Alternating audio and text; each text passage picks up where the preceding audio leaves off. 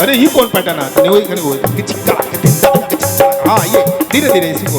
वो ये गाना किस धुन पे है आप लोग बता सकते हैं? बताइए जिसको याद है। ये जो मैं गाना गाया हूं ये गाना किस धुन पे है?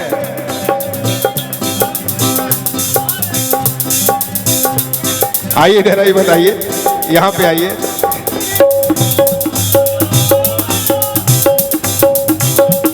इनके लिए अगर बताएंगे तो ताली आप लोग जरूर बजाइएगा।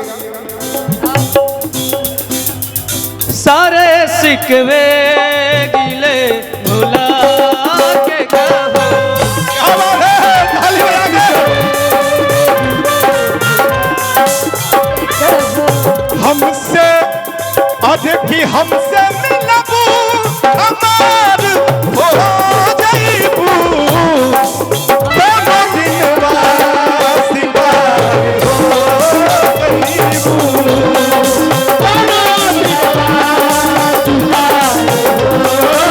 जाइबू, बजा दीजिए, बजा दीजिए।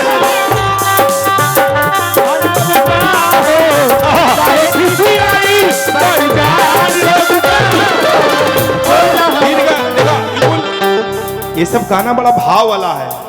अरे की काहे खिसी आइल बारू अजान ले बुका।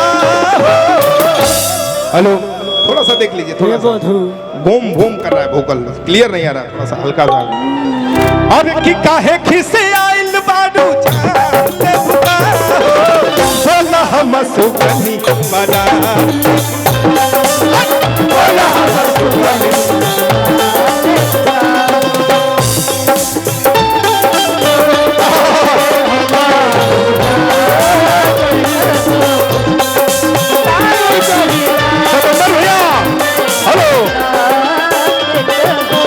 सभी हमारे गार्जियन स्वरूप आगे बैठे हैं भैया लोग, सबको प्रणाम है और आशीर्वाद का कामना करेंगे।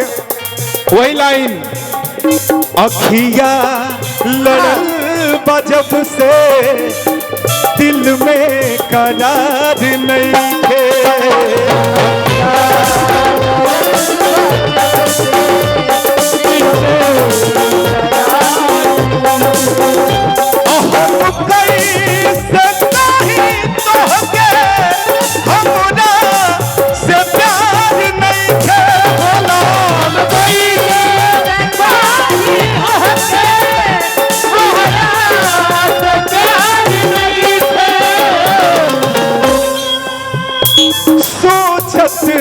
रही ले तोहके तोहर नाम दिल बदल के।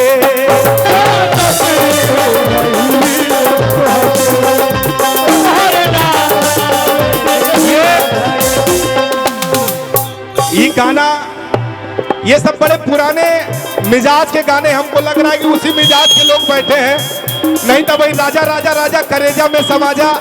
ये गाना हमारा बड़ा हिट भइल, 5 साल से गौले वाली डीजे लगन में दबा के बजता।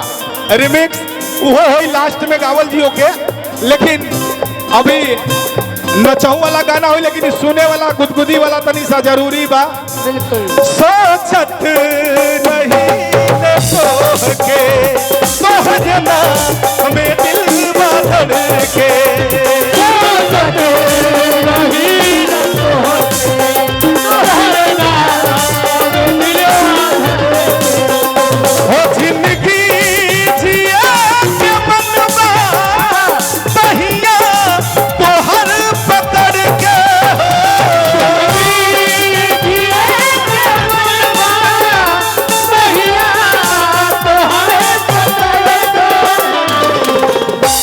तोहरा सिवाय जग में, सही बात है, तोहरा सिवाय जग में केहू हमारे नहीं थे, तोहरा सिवाय जग में केहू हमारे नहीं थे, अखिया